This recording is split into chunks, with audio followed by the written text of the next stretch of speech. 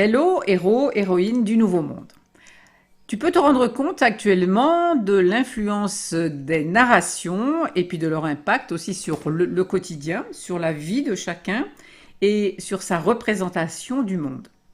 Le mythe de l'hydre de Lerne s'applique, je trouve, plus que jamais à la situation présente et ça fait penser aussi d'ailleurs à la bête de l'Apocalypse. Comment donnons-nous naissance à ce monstre dont les têtes repoussent en double quand on les coupe?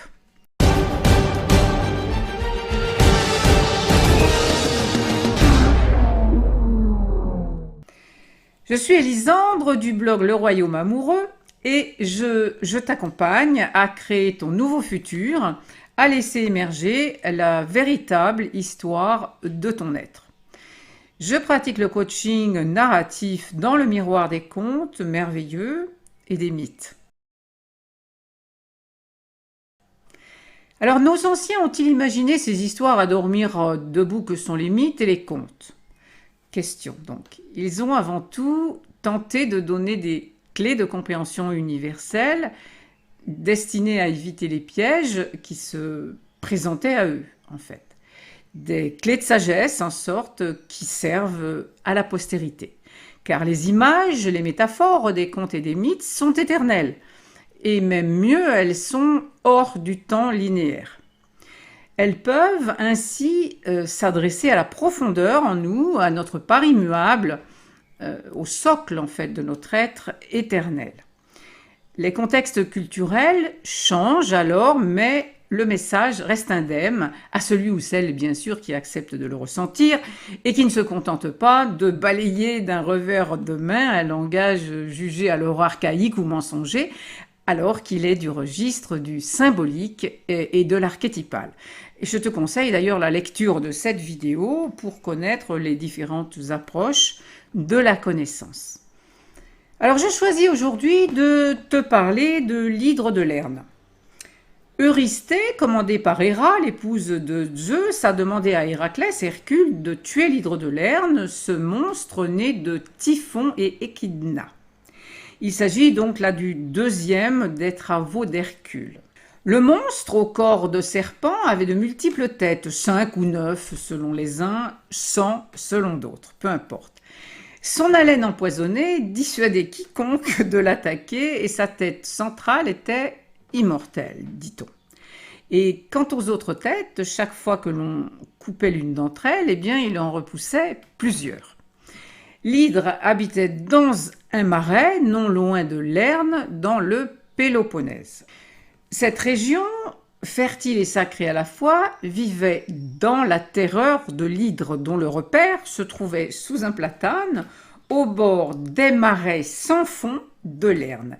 Et ces marais et le lac avoisinant furent le tombeau de beaucoup de voyageurs imprudents, évidemment. Hercule y força l'hydre à sortir de son antre en lui lançant des flèches enflammées, puis il retint son souffle à cause de l'odeur pestilentielle et mortelle d'ailleurs de son haleine.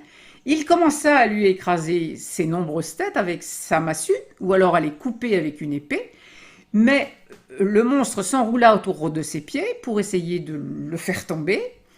Aussi, à peine Hercule avait-il écrasé une tête que 2 ou 3 autres repoussaient à sa place. C'était peine perdue. Un crabe géant en plus, envoyé par Héra pour venir en aide à l'hydre, le pinça fortement au pied. Alors Hercule, furieux, il écrasa la carapace du crabe, et puis il appela Iolaos, son neveu, pour l'aider, car le nombre de têtes ne faisait qu'augmenter. Iolaos y mit le feu à un petit bois, puis pour empêcher l'hydre de faire renaître toujours de nouvelles têtes, eh bien, il cautérisa les chairs à la racine avec des brandons, et ainsi il réussit à arrêter la multiplication des têtes. Alors à ce moment-là, Héraclès Hercule, il décapita la tête principale et il l'enterra toute vivante sous un lourd rocher. Pour en dire un peu plus sur l'hydre, eh bien, c'est un des enfants de Typhon. Typhon, c'est celui qui nous enfume, car Typhon signifie fumée en grec, et aussi fils d'Échidna, la vipère femelle, qui est mi-femme, mi-serpent. Alors, ce couple, il a fait d'autres monstres d'ailleurs, comme Orthros, le mensonge, Chimère, l'illusion, et puis aussi le chien à trois têtes, Cerbère, dont j'ai déjà parlé dans d'autres vidéos, et puis bah, le sphinx aussi, et d'autres monstres encore. Donc c'est un couple monstrueux. Alors bah, ces monstres, ils sont tous à l'œuvre en cette période. Ils sortent de leur antre, on pourrait dire, et ils nous attaquent en quelque sorte. Ils se montrent. Alors comment leur donnons-nous naissance? Car bah, c'est bien beau hein, de les voir à l'extérieur, mais c'est de l'intérieur que, en fait, nous les entretenons. Et tous ces monstres sont tous symboles d'une conscience qui est vrillée, qui est viciée et qui nous entraîne à nous croire isolés de la nature, des autres aussi, on le voit bien aujourd'hui, et du divin. Alors c'est une situation évidemment que nous avons collectivement avalisée en quelque sorte. Hein. Un monstre, qu'est-ce que c'est? Un monstre, c'est un être vivant qui suscite l'horreur par sa cruauté, sa perversité, ou par quelques vices énormes. Voilà. Alors, cela te fait-il penser à quelque chose? Je le suppose. L'hydre, c'est une puissance évolutive pervertie qui s'exprime en l'homme de multiples façons, mais dont la manifestation la plus évidente est le désir, l'hubris, on pourrait dire aussi, sans discernement. Discerner en soi ce qui relève du désir, volonté de l'ego, et de ce qui provient de la volonté essentielle de l'âme, eh bien c'est l'un des défis de l'humanité en général. Hein. Le désir vital de l'être humain, il s'est détourné vers des pseudo-besoins, pour la plupart artificiels.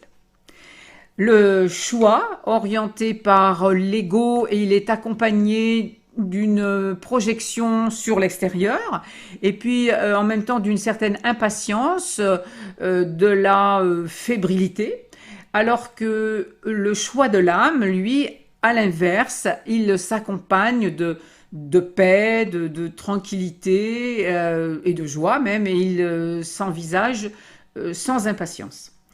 Alors, en l'hydre sont aussi les racines de la culpabilité, de la honte et des peurs mentales, tout ce qui est stimulé en fait dans le narratif actuel. Hein, tu vois, c'est stimulé donc. Hein. Alors, évidemment, pour ceux qui s'y laissent prendre, ceux qui cherchent la sécurité ou la liberté à l'extérieur de manière conditionnelle. Et qui vendent leur âme pour retrouver la vie d'avant, voilà, comme ils disent. Qu'est-ce que c'est la vie d'avant? C'est la vie de prédateur, la vie de consommateur, la vie de corruption. Au lieu de chercher leur vérité, leur essentiel et leur liberté intérieure devant toute cette tête hideuse des menteurs à la laine fétide. Voilà. Donc, en fait, il suffit de couper la tête principale, de voir que tout cela, c'est une fumisterie qui enfume les consciences.